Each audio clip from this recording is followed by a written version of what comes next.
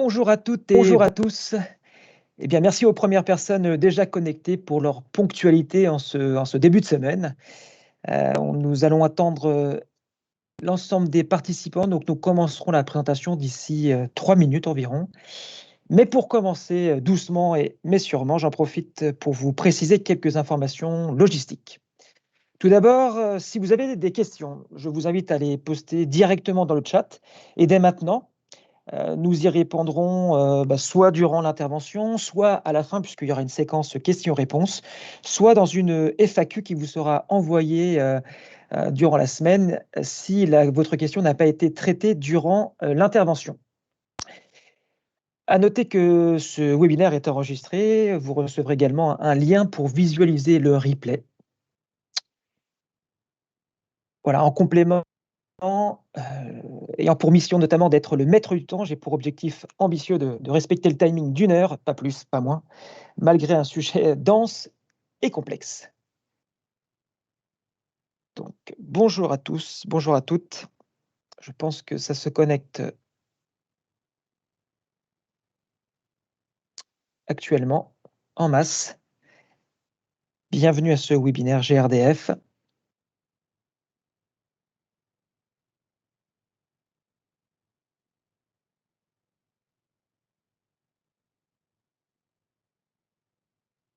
Alors, comme je le disais en introduction, pour les personnes qui se connectent au fur et à mesure, n'hésitez pas à poser vos questions si vous en avez directement dans le chat et dès maintenant, hein.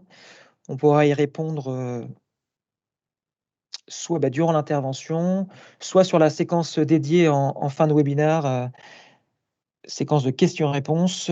Et si toutefois votre question n'était pas traitée, vous allez recevoir une FAQ qui compilera l'ensemble des questions posées avec les réponses associées. J'en profite aussi pour dire que le webinaire est enregistré, donc vous recevrez également un lien pour visualiser le replay et qu'on respectera le timing d'1 heure, bien que le sujet soit dense et complexe. Et on me dit dans l'oreillette, c'est la technique, que ce webinaire est le premier d'une série à venir. Donc, je vous donne cette information. Je ne vous en dis pas plus, tout simplement parce que je n'en sais pas plus. Donc, on attend encore 30 secondes avant de commencer. On attend les derniers participants. Il est 11h03. Écoutez, je vous remercie de votre ponctualité en ce lundi matin. Bonjour et bienvenue à ce webinaire organisé par GRDF et intitulé RE 2020, quelle solution gaz dans le logement neuf collectif. Alors je vais tout d'abord me présenter, ou plutôt me démasquer, puisque c'est un terme à la mode. Je suis Ludovic Gutiérrez, responsable grand compte chez CGBAT et animateur de cette table ronde virtuelle. Rentrons par conséquent sans plus attendre dans le vif du sujet. SNBC, PPE, projet de loi climat et résilience, cela n'aura échappé à personne. L'arsenal législatif et réglementaire est en pleine effervescence pour préparer le monde de demain où la transition énergétique, terme très à la mode, aura une place de choix sur la route de la neutralité carbone à l'horizon 2050. Un chemin semble possible et souhaitable pour valoriser les forces de l'ensemble des énergies qui ont fait le choix du renouvelable et du bas carbone. Il en va de la pérennité de notre mix énergétique national. C'est un terme qu'on va aussi reprendre régulièrement durant cette intervention et nous y reviendrons plus tard durant les échanges, où la complémentarité des réseaux se met au service de notre confort, du confort de vos clients et de notre indépendance énergétique. Mais ce qui nous habite et ce qui nous anime, c'est le bâtiment, donc coup de projecteur sur le bâtiment, qui est le premier secteur en consommation d'énergie et le deuxième en émissions de gaz à effet de serre. Par conséquent, le bâtiment est mis à contribution, notamment avec l'entrée en vigueur de la prochaine RE 2020, qui est le sujet du jour. Un petit coup dans le rétroviseur pour se rappeler que les pouvoirs publics avaient décidé d'intégrer en amont la filière, l'ensemble des acteurs de la filière pour co-construire les futures règles de la construction neuve via l'expérimentation E+, C-. Depuis, il y a eu pas mal de communication associée aux concertations et aux arbitrages qui ont été dispensés dans la presse et ça a donné lieu à de nombreuses prises de position des différents acteurs de la filière dans la presse spécialisée. Moralité, jamais une réglementation n'aura déclenché autant de débats. Mais vous qui participez aujourd'hui à ce webinaire, quel est votre sentiment sur la RE 2020? Donc, avant de passer la parole à nos intervenants, je vous propose de participer à un petit sondage en vous posant la question suivante. Je demande à la régie d'envoyer le sondage. Selon vous, l'entrée en vigueur de cette nouvelle réglementation est nécessaire, on ne peut plus faire l'impasse sur le carbone, prématurée, la filière et industriels ne sont pas prêts, inutile, nous avons déjà la RT 2012 où les niveaux d'exigence sont élevés, et enfin, dangereuse, nous ajouter un surcoût en pleine crise sanitaire. 3 petits points, je vous laisse vous-même attribuer les bons mots sur les 3 petits points. Donc vous avez quelques secondes pour voter parmi ces 3 propositions de sondage. Ces 4 propositions, pardon. Prématurée, nécessaire, inutile ou dangereuse. Voilà, je vous laisse encore 5 petites secondes pour le sondage et je vais vous donner les résultats. Allez, les derniers votants. Et je vais demander à la régie de m'envoyer les résultats afin de les commenter. Effectivement, on veut que ce webinaire soit un peu participatif, surtout un lundi matin, pour rentrer doucement mais sûrement dans votre semaine. Hop. Eh bien, pour 60% des votants, elle est considérée comme nécessaire. 21% considèrent qu'elle est prématurée. Inutile à hauteur de 7% et 10% pensent qu'elle est dangereuse. Alors effectivement, 63% des votants considèrent qu'elle est nécessaire et c'est pourquoi il faut se préparer, il faut anticiper, surtout qu'un récent sondage réalisé par le Mondial du bâtiment en mars 2021 précisait que 75% de la filière s'estime insuffisamment informée sur ce sujet. Donc dans cette optique, il y a bien les équipes de GRDF sont là et à vos côtés pour mieux appréhender ce nouveau virage. Donc ce webinaire, il en atteste bien, on est vraiment dans le cœur de l'actualité. Et bien, on va regarder un petit peu les différentes thématiques qu'on va balayer durant cette heure, avec le sommaire qui est à l'écran. Donc nous évoquerons ensemble quelque chose qui peut vous intéresser fortement, l'accompagnement mis en place par GRDF à destination de la maîtrise d'ouvrage. On décryptera ensuite avec nos experts ensemble cette fameuse RE 2020, le calendrier, ce qu'elle contient, les exigences renforcées et les nouvelles exigences. Et on regardera justement les premières tendances de mise en œuvre de solutions. Pour cela, je serai accompagné d'experts de professionnels du monde du bâtiment sur ce plateau virtuel. Et, bien, le gazier étant très éduqué, je vais commencer par Stéphanie Cadrieux, chef de projet réglementation environnementale chez GRDF. Bonjour Stéphanie. Bon, bonjour à tous. Bonjour Stéphanie. Nous avons Antoine Sellier, chef de marché promotion privée chez GRDF. Bonjour Antoine. Bonjour à tous. Peut-être une tête que vous connaissez chez les participants. Nous avons Vincent Lallemand, responsable efficacité énergétique chez Cegibat. Bonjour Vincent. Bonjour à tous. Bonjour. Et enfin Pascal, chef de marché bailleurs sociaux chez GRDF. Bonjour Pascal. Bonjour. Justement Pascal, vous avez la parole. Eh bien on va commencer avec vous. Je vais être direct. Dans les médias, on l'a vu, la RE 2020 rime avec le début de la sortie du gaz. Justement, vous, en tant que GRDF, qu'est-ce que vous en pensez? Quelle est votre vision? Alors effectivement, la question est particulièrement directe, mais en même temps, elle est pertinente. Pertinente car de nombreux médias de masse, dans une logique de vulgarisation, laissaient entendre que le gaz serait sorti en maison neuve dès 2022 et dans les logements collectifs à compter de 2025. Alors non, le gaz n'est pas interdit. La RE 2020 est exprimé un objectif de résultat et non un objectif de moyens. Ce qu'on peut dire, c'est que dans les logements collectifs neufs, les solutions consommant exclusivement du gaz naturel vont progressivement disparaître pour être remplacées par des solutions encore plus performantes, notamment des solutions hybrides gaz. On peut aussi ajouter que le réseau de gaz se verdit. Le gaz vert, qu'on appelle également le biométhane, remplace progressivement le gaz naturel, ce qui va permettre d'améliorer la performance environnementale des bâtiments au gaz. Pour toutes ces raisons, nous sommes convaincus que le gaz restera durablement présent dans la construction et nous allons vous le démontrer à l'occasion de ce webinaire. Très bien, merci Pascal. Donc on est sauvé, le gaz continue dans la construction neuve, aussi bien en maison qu'en logement collectif. Bah, du coup, vous avez des petites informations qu'on va pouvoir approfondir durant ce webinaire. Donc on va pouvoir continuer de parler solutions performantes au gaz, comme vous l'avez dit, et bientôt au gaz vert, comme vous l'avez également cité. Alors justement, bien que les textes définitifs de la RE 2020 ne sont pas encore publiés officiellement, pourquoi GRDF décide de prendre la parole aujourd'hui? Justement, puisque GRDF prend la parole, qui veut prendre la parole au sein de GRDF pour en parler? Est-ce que Pascal, vous voulez continuer puisque vous aviez la parole? Oui, oui, Ludovic, bien sûr. Ce qu'on peut dire sur cette question, c'est que depuis sa création, GRDF est un acteur de référence vis-à-vis des filières pour la mise en œuvre de l'énergie gaz. Nous nous sommes toujours attachés à accompagner les maîtres d'ouvrage sur les questions énergétiques et nous allons continuer à le faire. C'est avec eux, avec vous, maîtres d'ouvrage, que nous ferons ce chemin vers la ville verte, durable, résilience. Et un chemin, c'est toujours plus facile lorsqu'on le fait ensemble, surtout qu'il est complexe. Et je vous propose de faire cette route ensemble en échangeant régulièrement, en partageant sur ce sujet de la RE 2020. Alors aujourd'hui, nous sommes présents à vos côtés. Notre directeur général l'a réaffirmé par 2 fois ces derniers mois.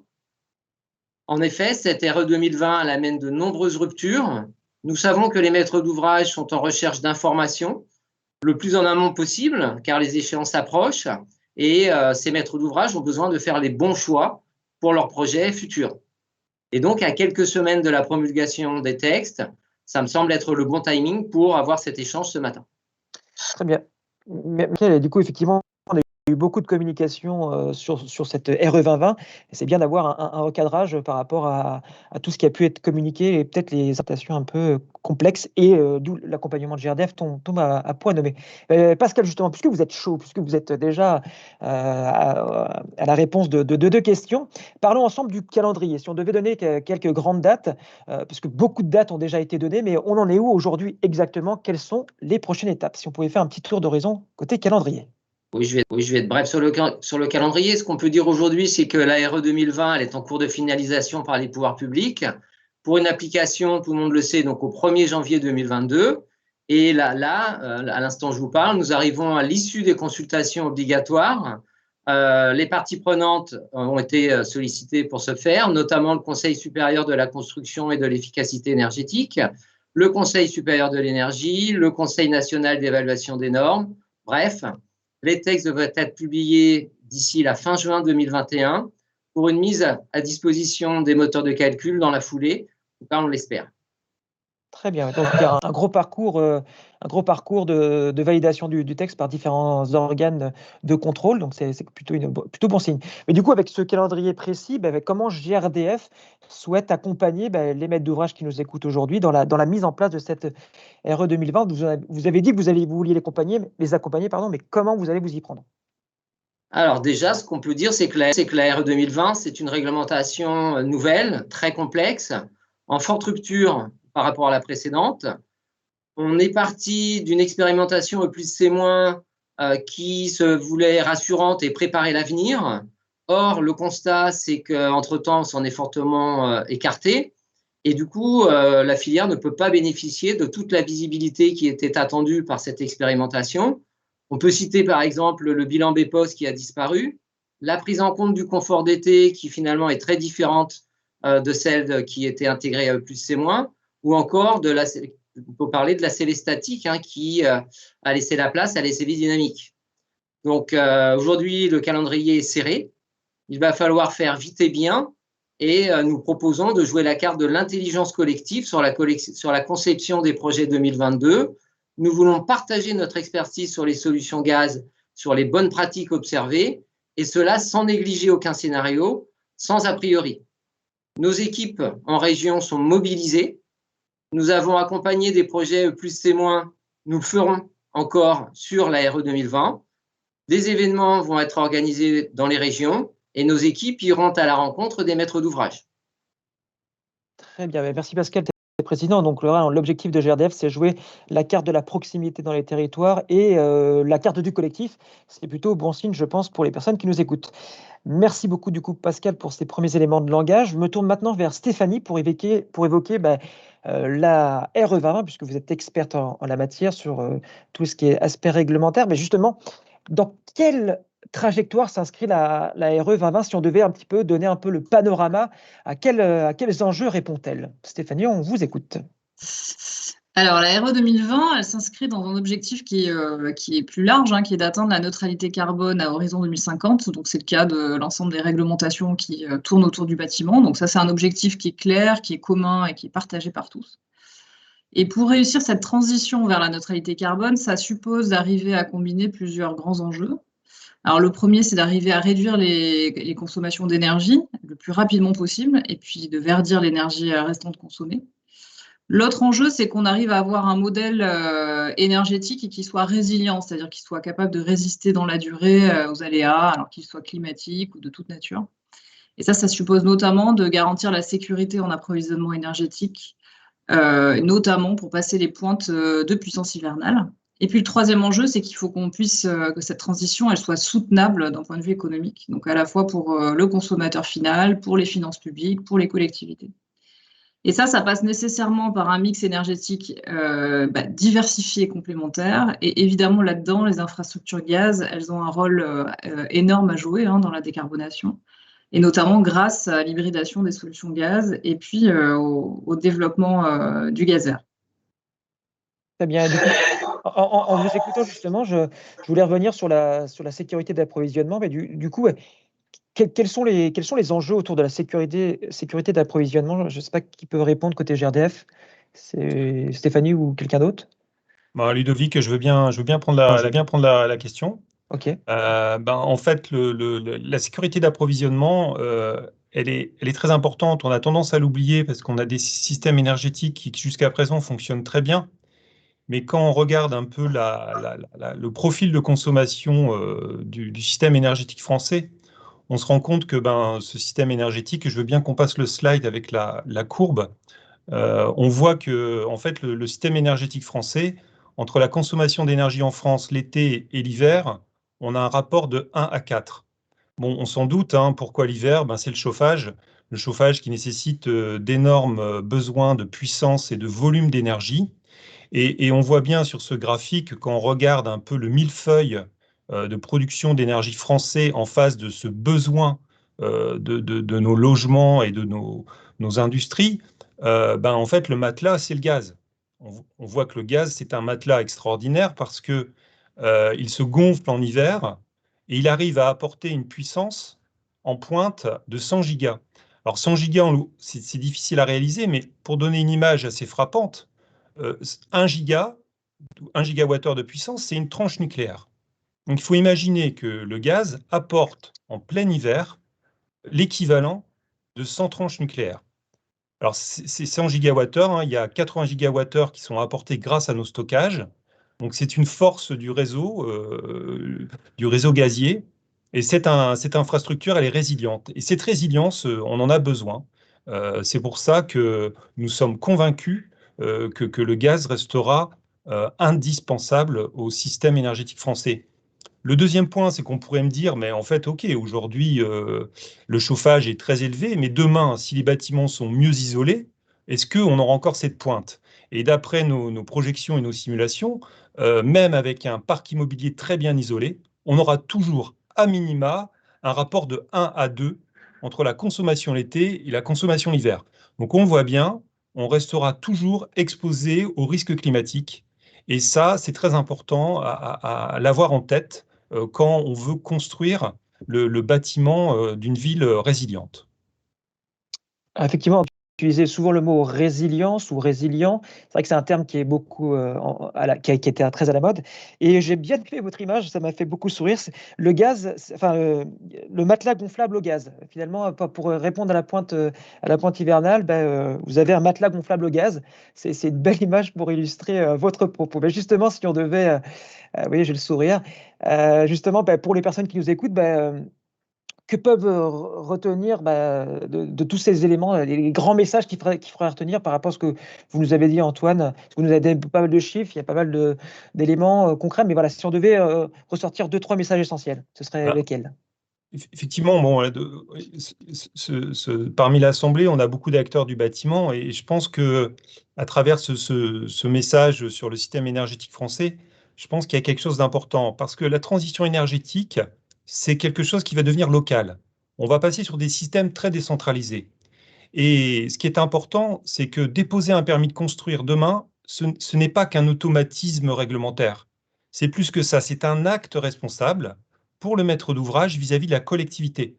Et ça, je pense que la maîtrise d'ouvrage doit le mettre en avant vis-à-vis des élus. Parce que mettre un bâtiment sur une infrastructure, c'est s'impliquer dans le schéma énergétique du territoire. Si le territoire a besoin d'être résilient, le choix de l'énergie du bâtiment participe à la résilience du territoire. Et ça, les maîtres d'ouvrage les maîtres d'ouvrage doivent le mettre en avant vis-à-vis des élus, parce qu'aujourd'hui, les élus, la résilience, c'est un sujet pour eux. Très bien, merci Antoine pour ces précisions. Alors, voilà, vous êtes GRDF, vous êtes le gaz. Alors, je sais que même si Pascal nous en a parlé un petit peu en introduction, on parle beaucoup de gaz vert et il y a beaucoup de questions sur le chat à ce sujet sur le gaz vert. Mais parce que, sauf erreur de ma part, moi qui ai fait chimie dans ma scolarité, la combustion du gaz, c'est quand même des émissions de carbone. Donc, quelle est la réponse que GRDF apporte sur la réduction des gaz à effet de serre dans le bâtiment? Voilà. Quelles seraient vos réponses par rapport à ça? Alors, par rapport à ça, on peut passer au slide suivant. Nous, on va travailler principalement sur deux axes. On pense que la solution, c'est de jouer la complémentarité des énergies, donc on va parler d'hybridation. Mais cette hybridation, nous, on la voit à deux niveaux, à deux échelles. On la voit au niveau du bâtiment, mais on la voit aussi au niveau, parce que l'énergie, c'est une chaîne, et cette hybridation, elle va aussi jouer en amont du réseau.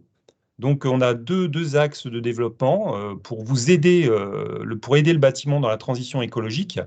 Et bien, d'un côté, c'est le développement du gaz vert et l'hybridation des systèmes. Alors, si on passe au slide suivant, moi, j'aimerais bien parler de l'hybridation des systèmes. L'hybridation des systèmes, elle fait sens.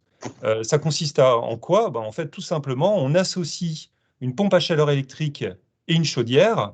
Et en fait, on utilise en fait, les qualités intrinsèques à ces deux systèmes au meilleur moment, en fait, la bonne énergie au bon moment. Donc, vous voyez que quand on reprend le mix énergétique français, une PAC hybride, elle va fonctionner en électricité. Et en hiver, dès qu'il y aura des grands appels de puissance, le gaz avec son matelas, que j'évoquais tout à l'heure, va prendre le relais et va venir effacer les besoins de pointe que vont générer le chauffage des bâtiments. Donc, on voit bien que la PAC hybride est un vrai atout. Très bien. Donc, du coup, là, on va vraiment jouer sur les qualités d'un des deux équipements plutôt que sur leurs défauts, quoi. C'est vraiment la valorisation des équipements au meilleur de leur moment. Et du coup, est-ce qu'il existe une autre... D'ailleurs, je me permets, Ludovic, c'est important, j'allais oublier d'en parler, mais en plus, cette PAC hybride, elle a été évoquée par RTE, qui a fait une étude très récente sur les problématiques de pointe, et la PAC hybride est clairement identifiée comme un levier pour gérer cette problématique. Donc, d'où la complémentarité des réseaux, d'où la complémentarité des énergies. D'accord, très bien. Et du coup, est-ce qu'il existe une autre solution, hormis l'hybridation, auquel vous pensez? Peut-être, Stéphanie, si vous avez... Parce que vous n'avez pas pris encore la parole, si vous voulez apporter une petite précision. Bien sûr, il y a le développement accéléré du gaz vert. Je crois qu'on a une petite vidéo d'ailleurs à vous lancer sur le sujet.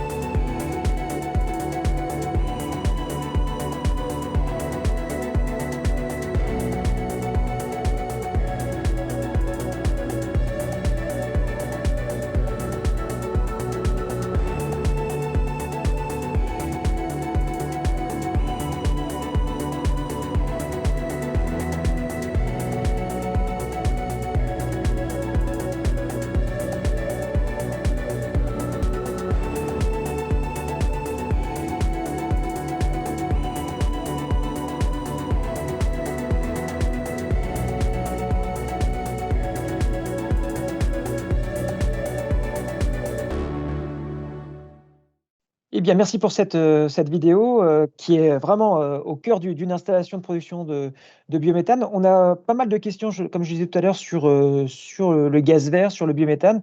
Mais justement, on va rentrer plus en détail, en profondeur sur ce sujet et commencer du coup à répondre à des questions qui ont déjà été posées dans le chat. Donc, du coup, justement, concernant le biométhane, ben, où est-ce qu'on en est aujourd'hui? Quelles sont les perspectives pour demain? Donc, un petit peu un tour d'horizon sur l'actualité biométhane. Ben, Stéphanie, ben, puisque vous nous avez fait la belle introduction sur ce film, je vous propose de nous apporter les éléments sur ce sujet. Vous avez la parole. Oui, tout à fait. Alors, quelques mots du coup sur les émissions de gaz à effet de serre, donc du biométhane. Hein. C'est une énergie 100% renouvelable qui est aujourd'hui reconnue dans une base qui fait référence, qui est la base carbone de l'ADEME.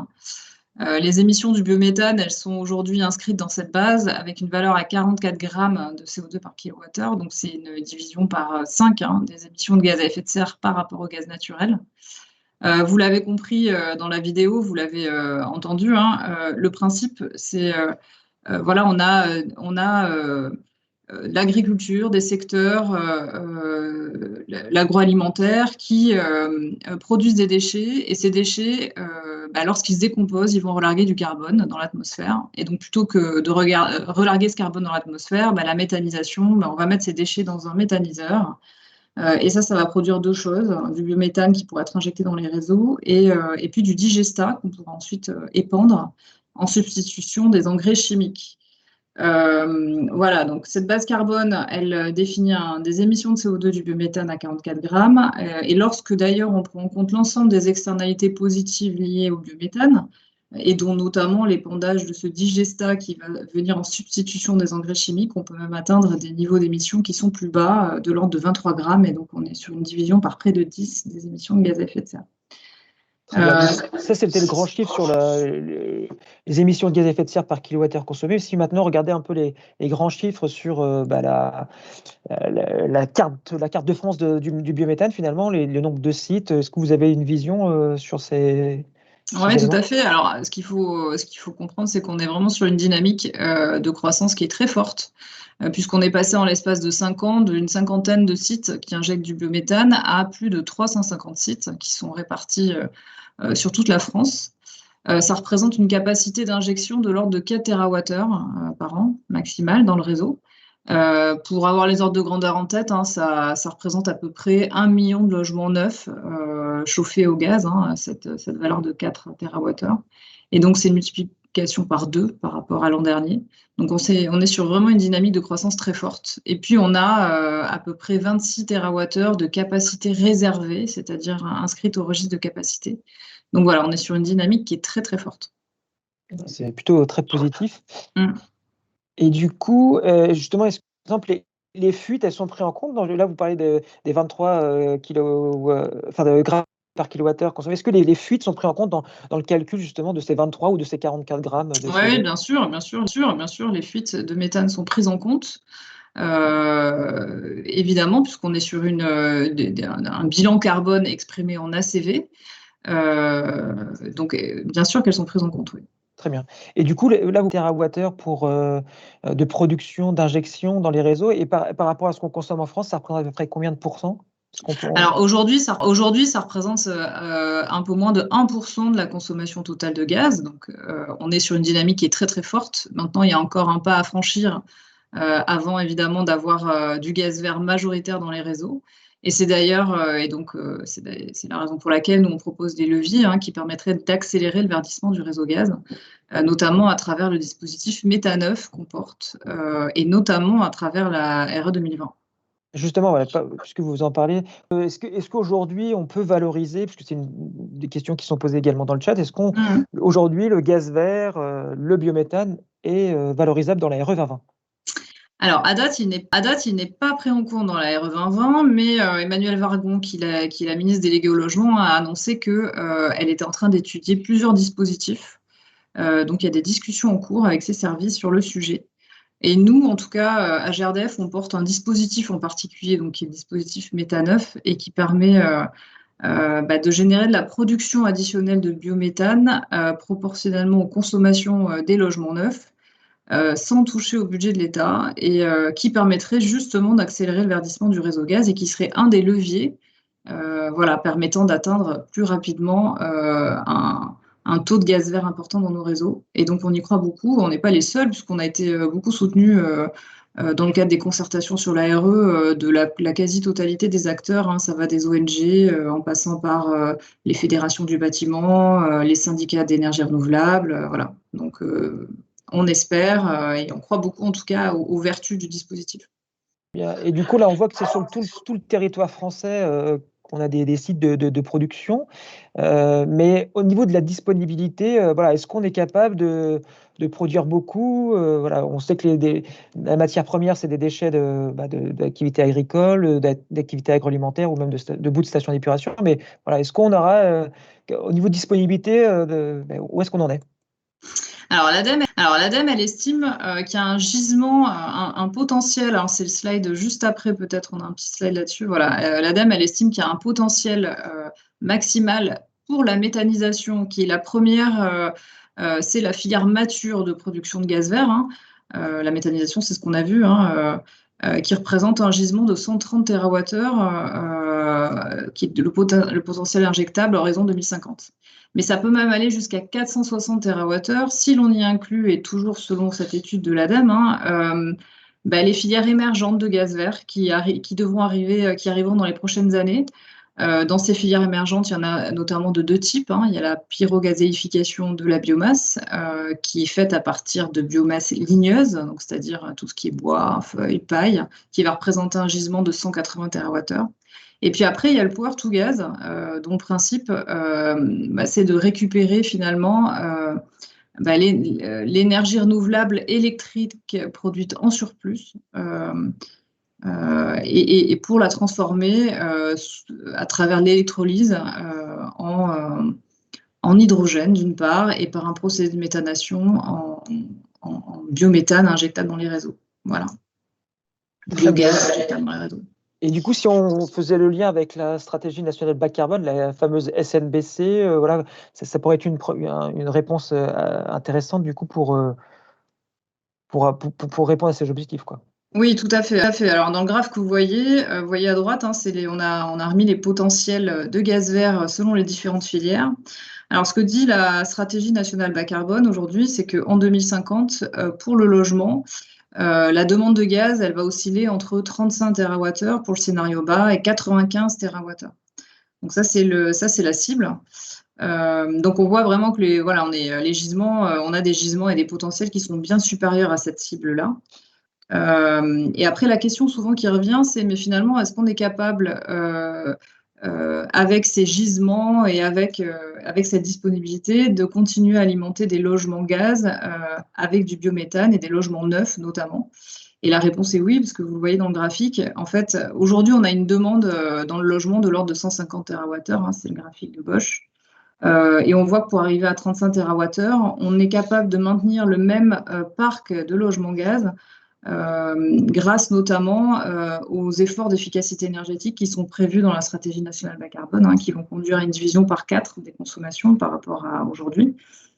Et on voit que là-dedans, finalement, le neuf, alors c'est la toute petite barre en violet, le neuf, il va représenter que seulement 5 TWh de consommation par an à horizon 2050.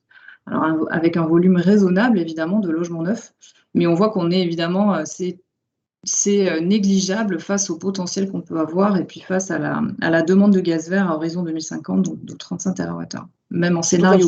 Voilà. Là, vous dites 5 TWh, alors qu'on injecte à peu près 4 TWh aujourd'hui dans les réseaux, donc on serait en capacité déjà aujourd'hui d'alimenter les logements de demain, quoi. En partie. Ah, très bien.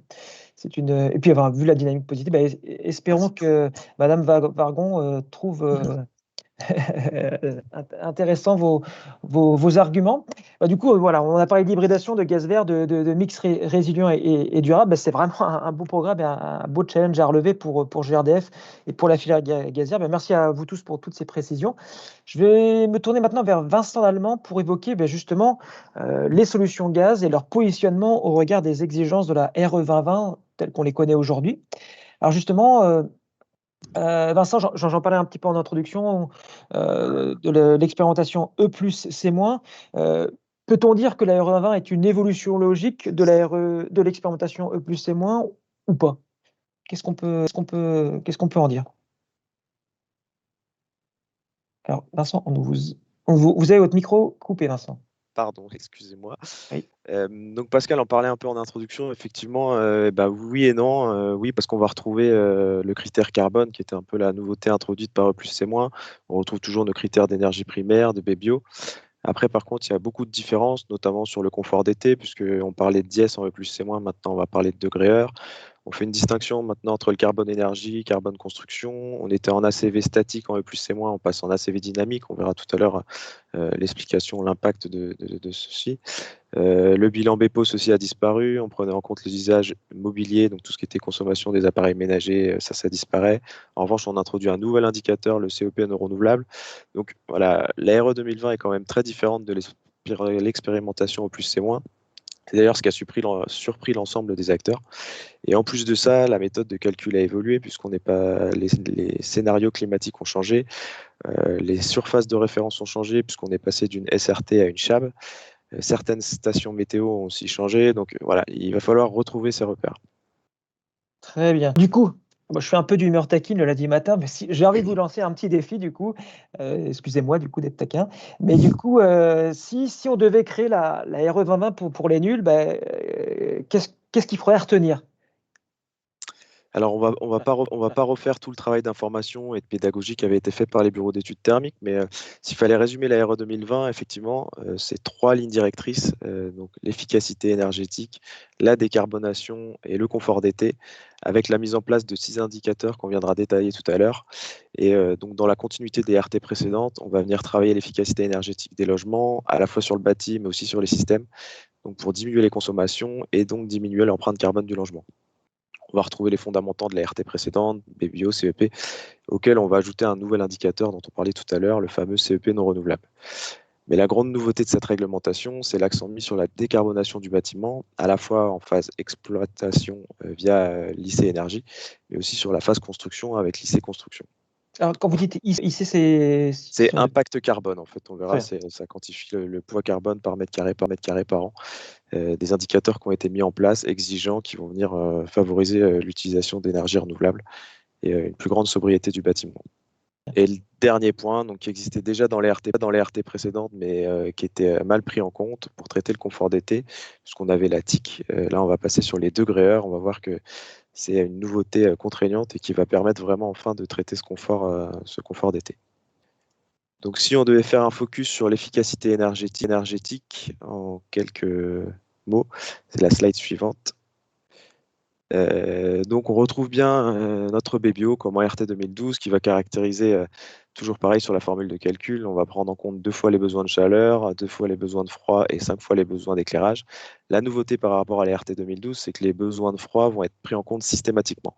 Là où en RT 2012, on pouvait faire le choix de déclarer ou non la climatisation, là, systématiquement, ça règle le problème, le froid devra être pris en compte. Par rapport, si on devait faire un rapide comparatif par rapport à la RT 2012, on est sur un gain BBio de -20 à -30%, donc qui dépendra des zones climatiques puisque des modulations ont été mises en place et des typologies de bâtiments aussi. L'enjeu, ça va bien être d'agir sur l'enveloppe pour créer des bâtiments plus sobres et donc réduire les consommations. L'autre indicateur, ouais. je sais que Pascal a utilisé souvent le mot de rupture. Est-ce que du coup, ça fait une rupture majeure, ces chiffres-là? Est-ce que c'est un effort conséquent pour les acteurs de la filière ou pas, du coup? Est-ce que c'est vraiment la rupture? Alors, si on faisait un parallèle, -20, -30%, en RT 2012, certains bâtiments étaient déjà assez proches de ces seuils-là. Donc on verra qu'il y a un peu d'effort à faire, mais on va quand même être un peu dans la continuité de la RT 2012. On le verra plus tard. La rupture, elle vient vraiment en 2025 avec les seuils. D'accord, merci. Si on continue sur l'efficacité énergétique, donc comme en RT 2012, on va retrouver le CEP. Donc toujours sur les 5 usages, chauffage, climatisation, eau chaude sanitaire, éclairage auxiliaire. Cette fois, on va prendre en compte les usages de déplacement dans les communs de l'usager, la mobilité, donc qui va concerner les consommations d'ascenseurs et l'éclairage et la ventilation des parties communes. La nouveauté, c'est ce CEP NR, donc le CEP non renouvelable, qui va venir caractériser les consommations en énergie primaire non renouvelable du logement. Et donc, indirectement, via ce seuil contraignant, va favoriser l'emploi des énergies renouvelables ou alors une plus grande sobriété du bâtiment. Donc là encore, si on devait faire un comparatif par rapport à la RT 2012, on est sur un gain de moins 20% sur le CEP. L'enjeu, donc ça va bien être d'augmenter encore l'efficacité énergétique globale des logements. Très bien, merci. Sur la slide suivante, donc on est sur le confort d'été, on en parlait tout à l'heure. Donc un nouvel indicateur par rapport à E+, C-. On va avoir deux températures de référence. En fait, on va considérer qu'au-delà de 28 degrés en journée, le bâtiment est inconfortable et 26 degrés la nuit. Alors comment on va calculer cet indicateur, les fameux degrés-heures? Eh bien en fait, on va venir sommer heure par heure le nombre d'heures d'inconfort sur la saison. Donc, par exemple, si en journée on est à 30 degrés pendant 2 heures, et ben, ça fera 2 fois 2 degrés, donc on sera à 4 degrés heure. Et donc on va venir sommer ça sur toute l'année. On va ensuite se rapporter à deux seuils. Un seuil à 350 degrés heure. En dessous de ce seuil, il ne se passe rien, le bâtiment est conforme. Au-dessus de ce seuil, on va devoir appliquer un forfait de pénalisation sur le CEP, donc qui va venir introduire un peu une notion de pénalité de consommation de clim fictive et qui va venir augmenter le CEP. La grosse nouveauté, c'est qu'au-delà de 1250 heures, le logement sera déclaré non conforme et il faudra revoir la conception du bâtiment.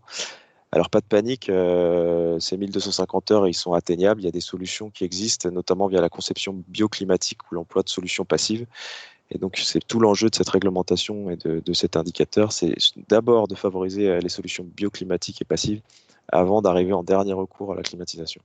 Là, il y a un vrai coup d'accent mis sur le confort d'été, je suppose, par rapport aux derniers étés caniculaires qu'on a pu connaître en France notamment. Voilà, C'est en bien. fait, tout à l'heure, quand on parlait de modification des scénarios bioclimatiques, en fait, aujourd'hui, on introduit dans le calcul une période caniculaire comme on a pu le vivre en août 2003, où donc on va considérer qu'on va avoir 4 mois avec des températures supérieures à 4 semaines, pardon, températures supérieures à 30 degrés. Donc, c'est vraiment une nouveauté par rapport à ça, de vraiment traiter cet inconfort d'été. Super. Alors, je vois quasiment un quart d'heure et on va traiter le dernier point qui est la grosse nouveauté, le critère carbone. Oui, tout à fait. Donc sur la slide suivante, donc par rapport à E+, C-, donc on en parlait, Pascal en parlait tout à l'heure sur l'ACV, donc on reste toujours sur une analyse de cycle de vie, mais la nouveauté c'est que cette fois-ci elle se fait en dynamique, on est toujours sur 50 ans, mais plus en statique. Alors c'est quoi la différence entre ACV dynamique et ACV statique? En fait, on va considérer qu'il est plus impactant d'émettre du carbone aujourd'hui que dans 10-20 ans, puisqu'on va considérer qu'on aura fait des efforts sur ce thème-là. Donc en fait, si on prenait un exemple bête avec un matériau lambda, avec un poids carbone de 100, eh bien, à la construction, son poids carbone serait de 100. Si sa durée de vie est de 20 ans, au bout de 20 ans, on le remplace, son poids carbone n'est plus de 100, mais de 84. Donc on va venir appliquer un coefficient un peu dégressif qui va permettre de diminuer le poids carbone sur la durée de vie de la maison. Donc voilà pour l'ACV dynamique. On le retrouve à la fois sur les produits de construction, mais sur l'énergie, avec des seuils d'exigence cette fois contraignants. Donc si on prend l'exemple de la maison individuelle, on va être sur un seuil de 4 kg de CO2 par mètre carré par an, avec une dérogation jusqu'en 2023 pour les maisons situées en zone canalisée gaz, où là on va pouvoir déroger et atteindre les 7 kg de CO2. Donc pour des maisons dont le permis d'aménager aura été accepté avant le 31 décembre 2021 et des permis de construire déposés avant le 31 décembre 2023. Sur le logement collectif, un seuil progressif, 14 kg en 2022 et 6,5 kg en 2025. L'enjeu, ça va être la disparition des solutions exclusivement fossiles en 2025. Sur la partie construction, donc même chose, toujours ce calcul d'ACV dynamique. Là, on va être sur une progressivité des seuils beaucoup plus importante puisque la filière va devoir s'habituer un peu à cette nouvelle façon de calculer l'impact carbone. Les F2S ne sont encore pas toutes présentes pour tous les produits, donc on est vraiment sur une phase pédagogique où on va commencer avec des seuils pas trop contraignants en 2022, mais qui vont s'accélérer jusqu'en 2031. L'enjeu, c'est bien le développement du béton bas carbone, le bois construction et les matériaux biosourcés. Merci Vincent pour nous avoir fait ce panorama très complet sur les trois grands critères. Et du coup, finalement, la RE 2020, c'est plutôt une révolution ou c'est une évolution? Parce qu'en plus, il y a pas mal de dates et des objectifs, des exigences associées. Voilà. Comment on pourrait caractériser cette RE 2020? Révolution ou évolution? Alors, il va vraiment falloir distinguer les deux périodes 2022-2025. Si on passe à la slide suivante, là, qui ferait un petit résumé.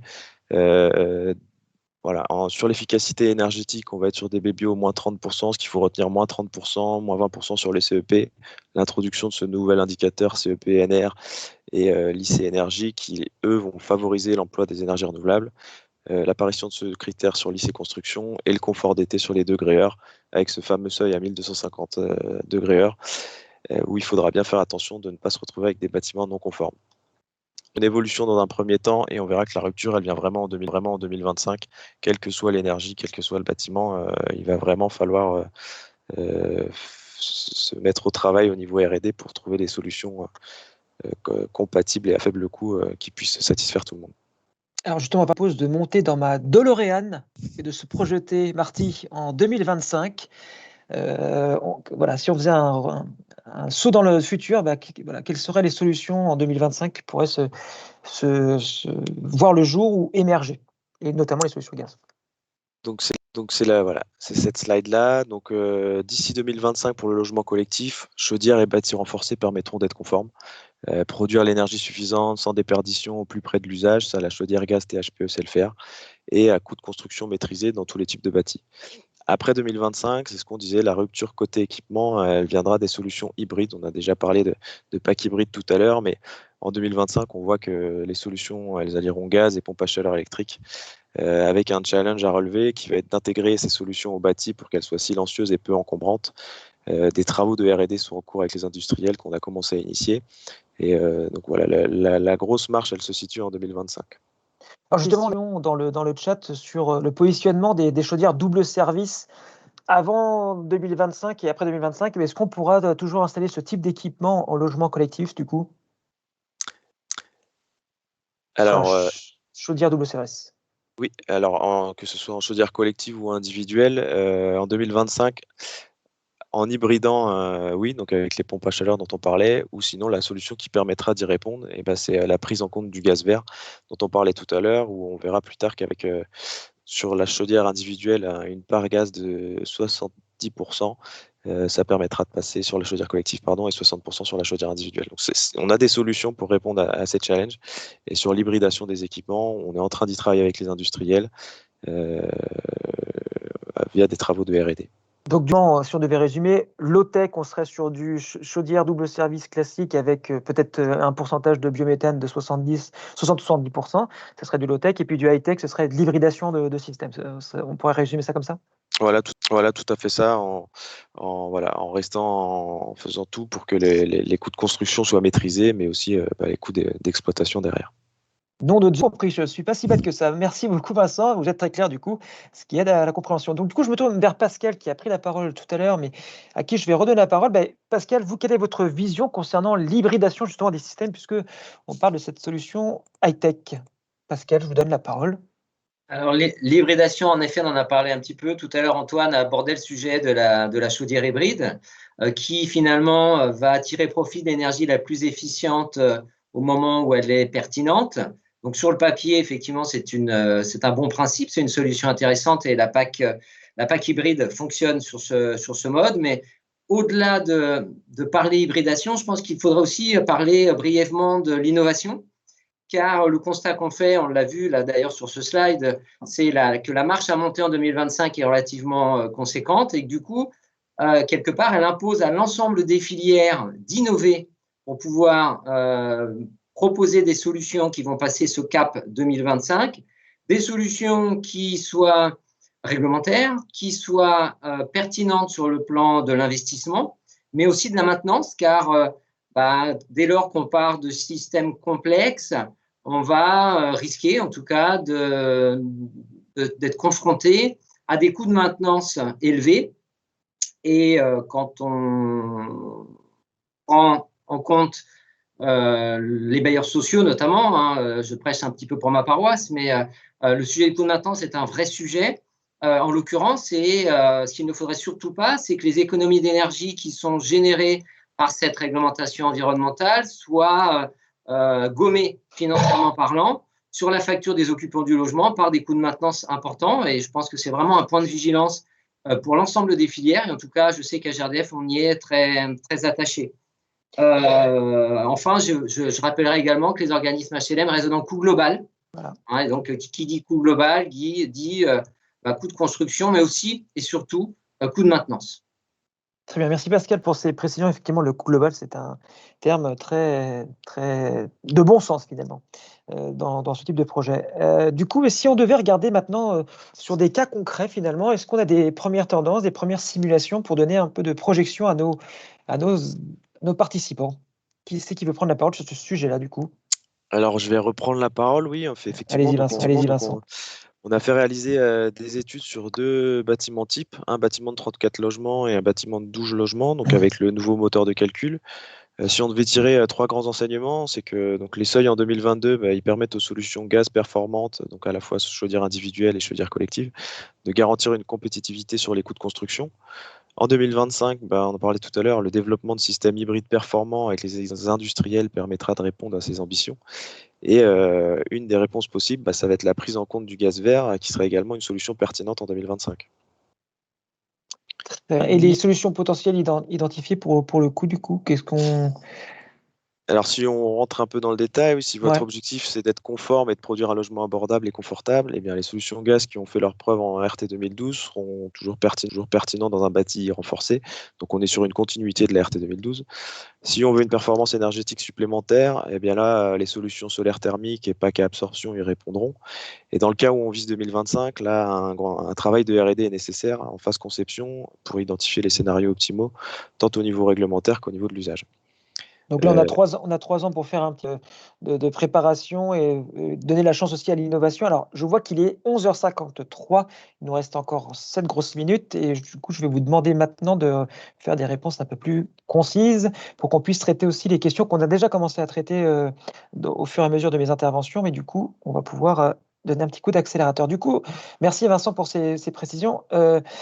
Et Antoine, là, Vincent nous donnait les positionnements sur le logement collectif. Est-ce que vous pouvez nous donner les grands messages sur la maison individuelle groupée, s'il vous plaît?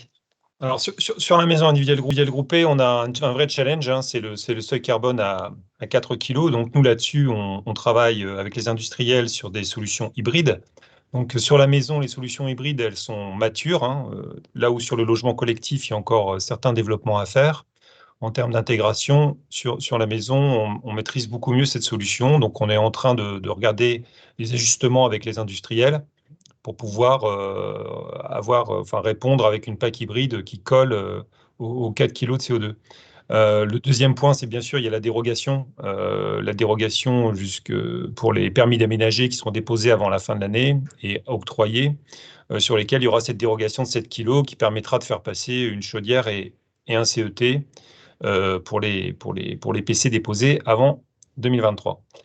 Donc voilà, et puis après, bien sûr, nous, on plaide aussi pour la prise en compte du gaz vert sur la maison individuelle parce que voilà, c'est une énergie c'est déjà une réalité et on trouve intéressant que cette ENR soit prise en compte. Merci Antoine. Du coup, il y a un nouveau terme qui est apparu là dans les derniers échanges, la clause de revoyure. Qu'est-ce que ça signifie, ce mot-là?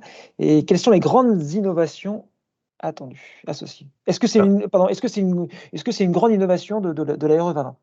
C'est vraiment une nouveauté, hein, la clause de revoyure, puisque l'idée, c'est qu'entre les acteurs de la filière et l'État, il y aura donc cet échange, il y aura une boucle de retour sur la mise en place de la réglementation. Donc ça, c'est vraiment une innovation en termes de mise en œuvre d'une politique publique. Donc ça, ce sera très intéressant. D'autre part, si on passe au slide suivant, il y a un deuxième sujet, c'est que cette réglementation RE20, d'une part, elle fera l'objet de cette clause de revoyure, mais d'autre part, il y aura beaucoup d'innovations qui vont être déployées. Et comme dans la RT 12, où il y avait des titres 5 pour prendre en compte les innovations, on aura des innovations en RE20. Donc, en plus, sachant qu'aujourd'hui, on a la loi ESSOC, la solution d'effet équivalent, enfin, on voit bien qu'on a un armada législatif et réglementaire. Bon, on attend le décret méthode pour en savoir un peu plus sur la RE20, comment seront prises en compte les innovations.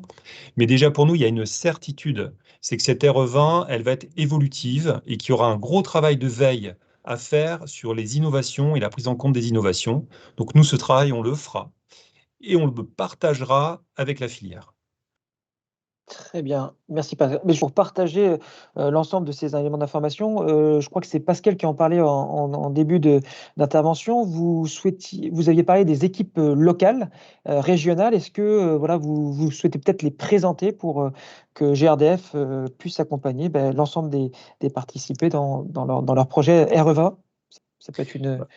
Oui, effectivement, quand on parle d'accompagnement, je pense on n'est pas dans l'invocation, hein. En tant que gazier, on est des pragmatiques, on est dans le concret. Et du coup, nous avons des équipes en région qui sont à votre disposition. Alors, peut-être que pour certains d'entre vous, vous avez déjà un interlocuteur GRDF identifié sur vos projets.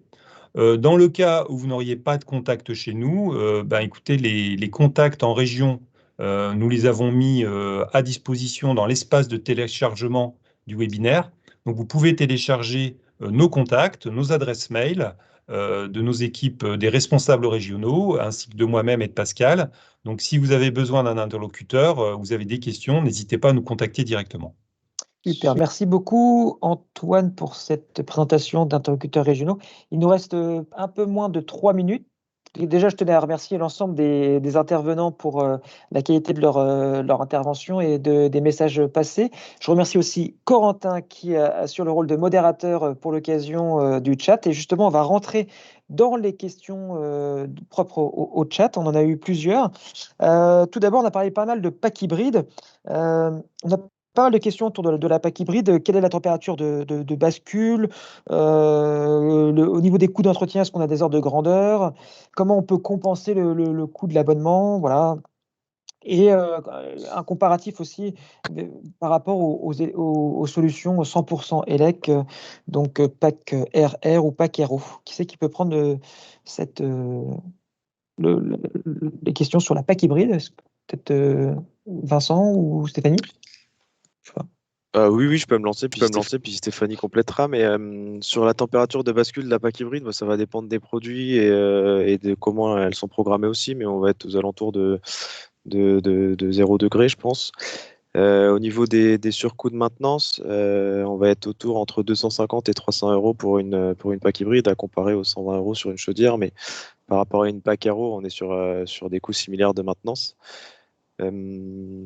Par rapport au double abonnement, en fait, la PAC hybride va aussi apporter une sécurité sur le confort, puisqu'en fait, quand si jamais l'un des équipements tombe en panne, l'autre pourra prendre le relais. Donc, par rapport à une PAC Hero, on a un confort supplémentaire et on va être autour de 5-6 euros par mois supplémentaires sur le coût de l'abonnement. Stéphanie, vous voulez compléter? Si vous complétez, il faut débrancher. Voilà, activez votre micro. Merci beaucoup. Non, juste pour compléter. Effectivement, sur les températures de bascule, selon les modèles, en fait, on va être entre moins 2 degrés et ça peut aller jusqu'à 3 degrés si la PAC ne dégivre pas. Voilà, et puis après, Vincent a bien complété sur les autres éléments. On a une question, du coup, merci à vous deux. On a une question sur les surcoûts estimés. Alors, c'est vrai que c'est toujours le nerf de la guerre, le portefeuille. Du coup, est-ce qu'on a des notions de surcoûts quant à la construction ou quant à l'entretien de l'entrée en vigueur de cette RE 2020? Est-ce qu'on a des ordres de grandeur? Je veux bien répondre. En fait, nous, on sera très prudents sur ce point parce que il y a eu des choses qui ont été annoncées par les pouvoirs publics. Les filières ont annoncé d'autres chiffres. Et nous, en tant qu'énergéticiens, on se gardera bien de prendre position dans ce débat économique qui est pas du tout évident. C'est pour ça que nous, notre approche est de dire, OK, dès que les textes sont publiés, que le moteur de calcul est disponible, on prend les projets sur le terrain, on regarde avec les maîtres d'ouvrage, les BET, ce que ça donne et on essaye de voir ensemble sur le terrain.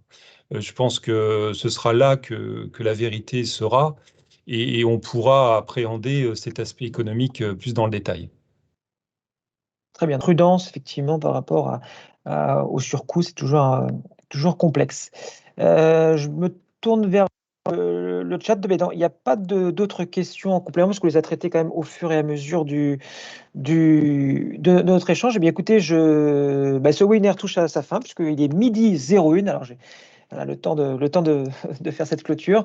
Merci beaucoup à tous de nous avoir suivis, nombreux, de vous avoir été inscrits, puisqu'on avait plus de 800 inscrits ce matin pour ce webinaire. Donc, du coup, merci beaucoup pour votre présence.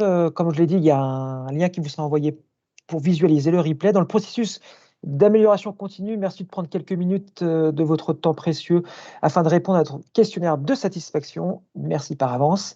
Comme je l'ai annoncé aussi en introduction, il y aura un second webinaire qui sera programmé dans les prochains mois, dont le thème sera en fonction de l'actualité.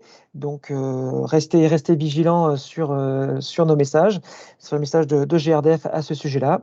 Et donc, du coup, on pourra revenir vers vous dès lors qu'on aura tous les éléments pour vous passer l'information. En tout cas, je tenais à remercier Stéphanie, Pascal, Antoine et Vincent et Corentin, du coup, pour ce webinaire. Je vous souhaite un excellent appétit.